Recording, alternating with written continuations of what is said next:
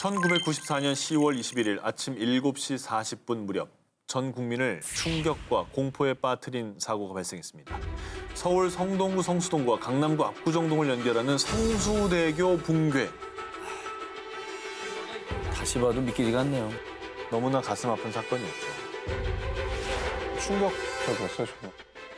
성수대교의 제5번, 제6번 교각 사이의 상판 약 48m가 잘리면서 다리 위를 지나던 버스, 승용차 6대의 차량이 함께 추락합니다. 한강을 건너서 학교로 또 직장으로 향하던 32명의 시민이 어처구니 없게 목숨을 잃은 대참극이었습니다.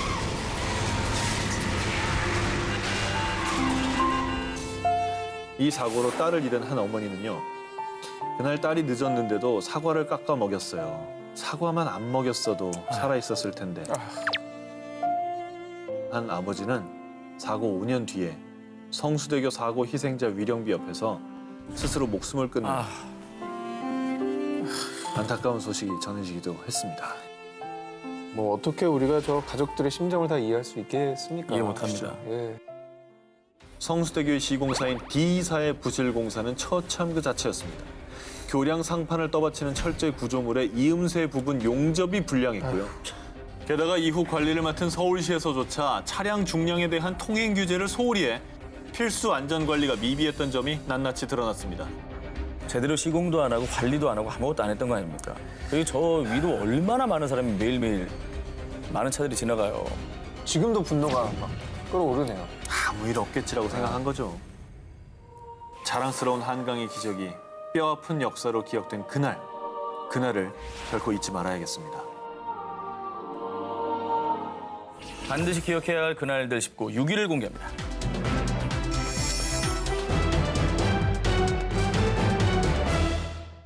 (1994년 10월) 발생한 성수대교 붕괴 참사.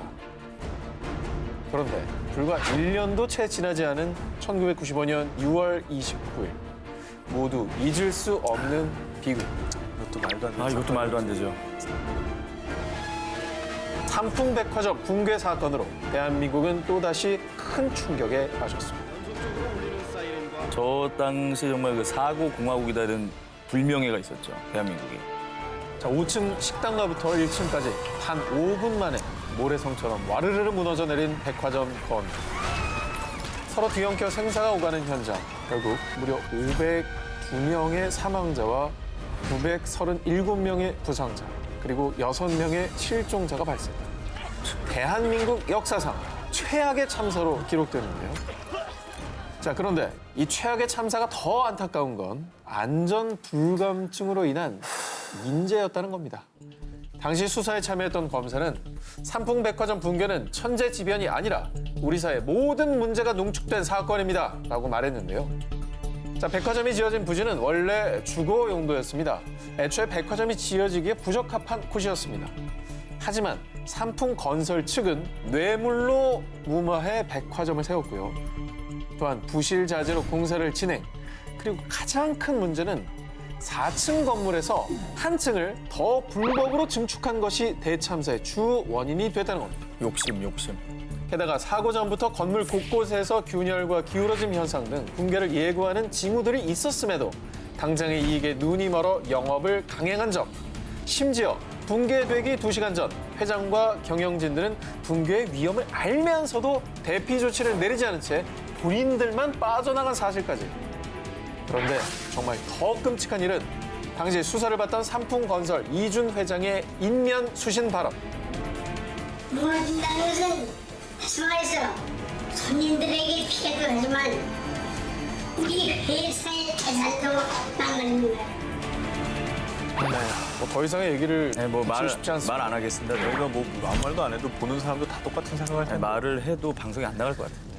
하지만 이 끔찍한 사고 이후 이런 비극을 다시 반복하지 않기 위해 전국의 모든 건물에 대한 안전평가를 실시했고요.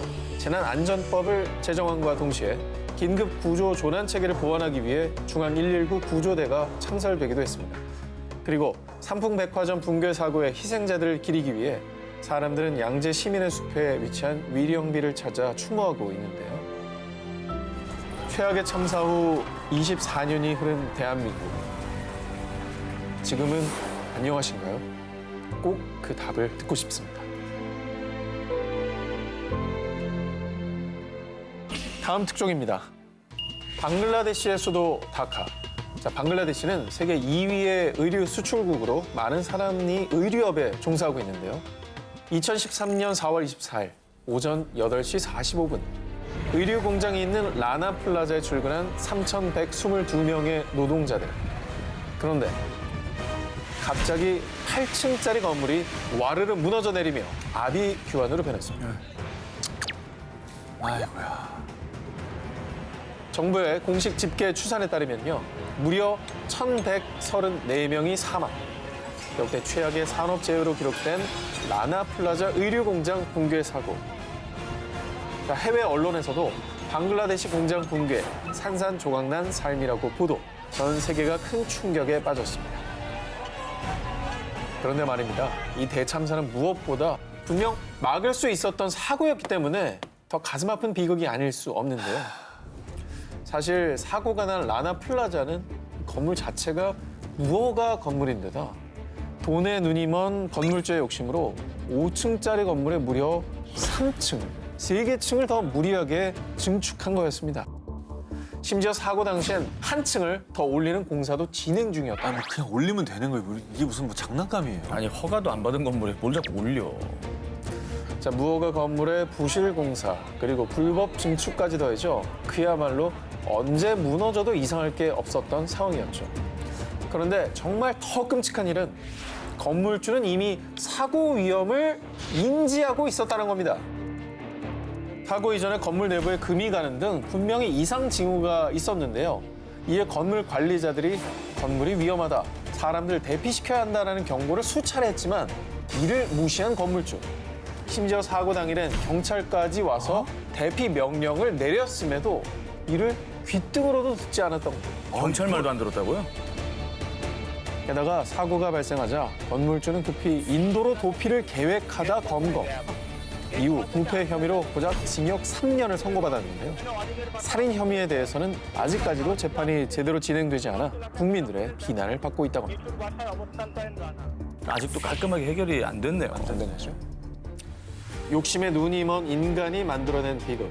부디 사람이 먼저라는 것을 절대 잊지 마시기 바랍니다. 반드시 기억해야 할 그날들 19, 15위 공개합니다. 멕시코 최악의 송유관 폭발 사고. 불바다, 어떡해. 정말 끔찍하지 않습니까? 불기둥 봐. 재앙입니다, 재앙. 무섭다. 무섭죠. 전쟁 난것 같아요. 그렇죠. 영화의 한 장면 같아서.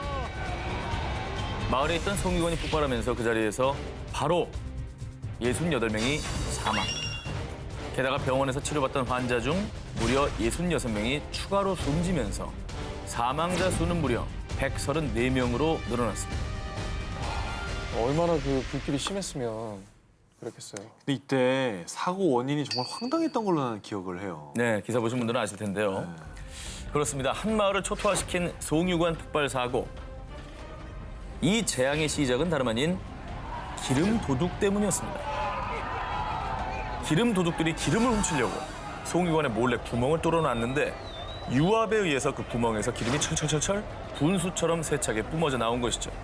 그런데 그 뜻밖의 기름 분수에 인근 주민 약 700여 명은 삽시간에 송유관 주변으로 몰려들었고요. 설마. 주전자와 양동이까지 챙겨와서 열심히 기름을 퍼담았습니다. 근데 저기서 불이 붙은 거구나. 자, 그런데 말입니다. 송유관에 구멍이 뚫린 지 2시간 만에 갑자기 펑 하고 커다란 폭발음과 함께 거센 불길이 번지게 됩니다. 주변 사람들이 점점 흐릿하게 보이더니 갑자기 몸에 불이 붙기 시작했어요.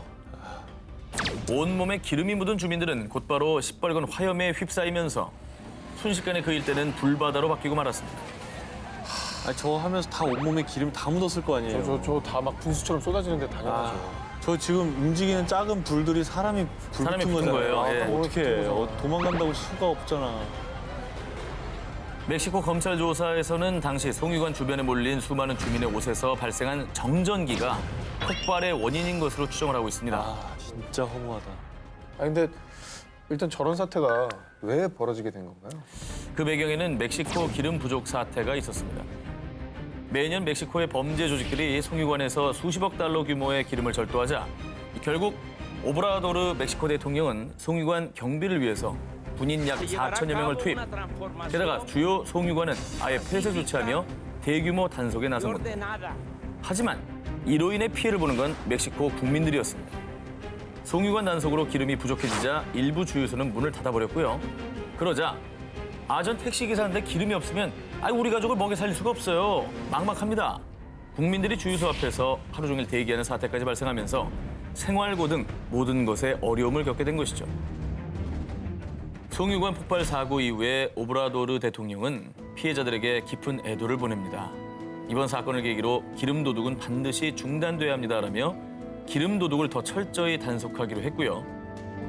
그리고 송유관 폭발 사고 희생자들을 기리기 위해서 폭발 사고 지역에 추모비를 건립할 계획이라고 합니다.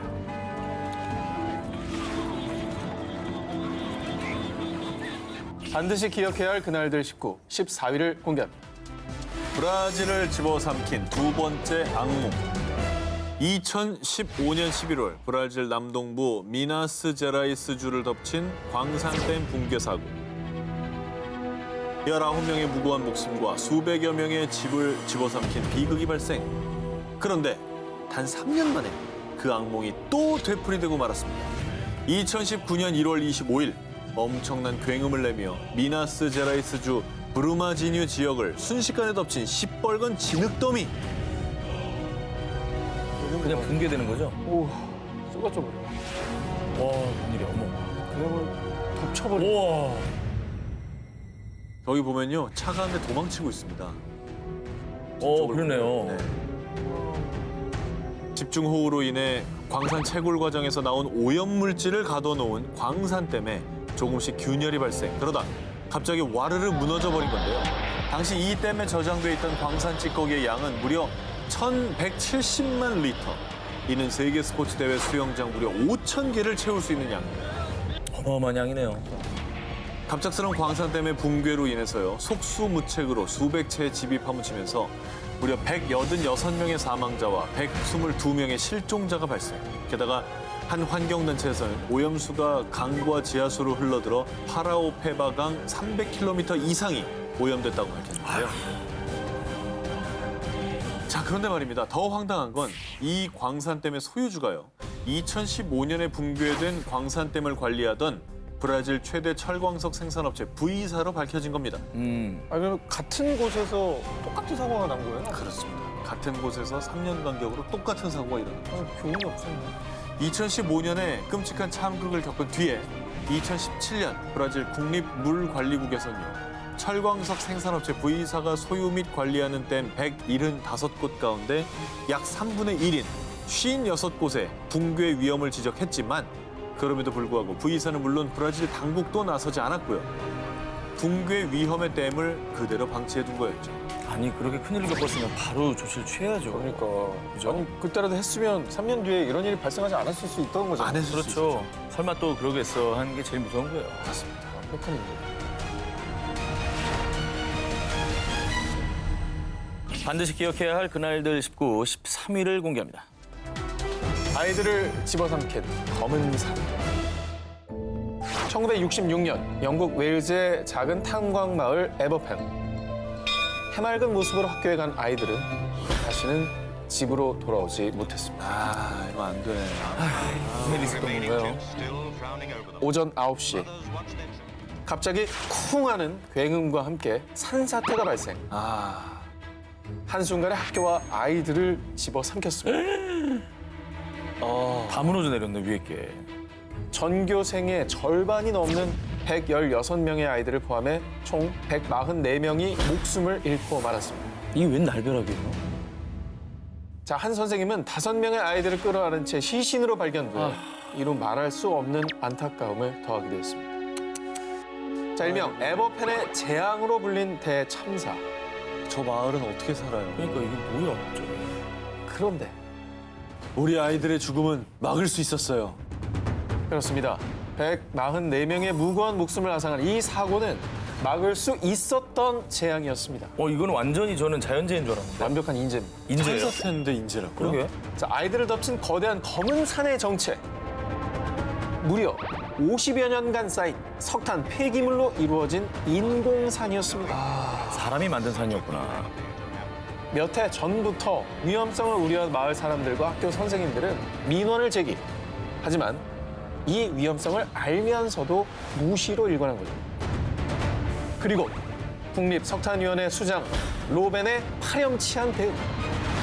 아니 자연재해를 나보고 어쩌라는 겁니까? 난 책임이 없어요. 사고 당일 보고를 받고도 무시한 그는 자신에겐 아무 책임이 없다며 발뺌했는데요. 당시 기업의 과실치사를 처벌할 법이 미비했던 터라 기소로 이어지지 못했다고 합니다. 어머, 내 자식이 죽었는데 그 누구도 아무도 법적으로 책임을 지지 않아요. 아이고.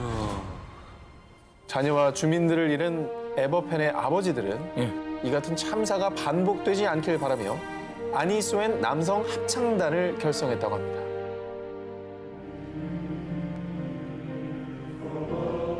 세월이 많이 지났구나.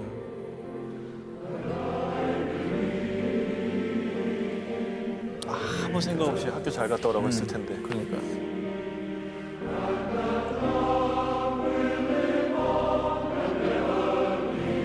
먼저 자식을 떠나보낸 그 마음을 그렇게 노래로나마 승화시킨 거죠. 참 살아서 사는 게 아니었을 거예요. 반드시 기억해야 할 그날들 19, 12위 공개합니다. 스칸디나비안 스타호 대청사. 1990년 4월 6일 새 단장을 마친 호화 유람선 스칸디나비안 스타호. 383명의 승객과 99명의 승무원이 들뜬 마음을 안고 올라탔는데요. 하지만 아무도 알지 못했습니다. 죽음의 항해가 시작됐다는 걸 말이죠. 어머, 자, 죽음의 항해. 작은 화재에서 시작됐습니다. 선장은 곧 화재가 진압될 것이라 판단.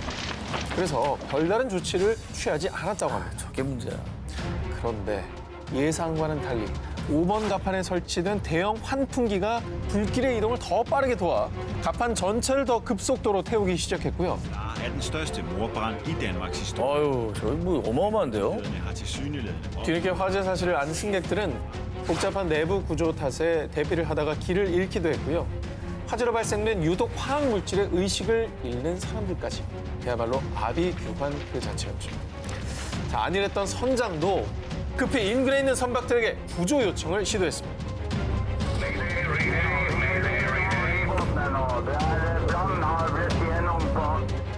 구조 신호를 받은 배 한 척이 급히 도착했는데요.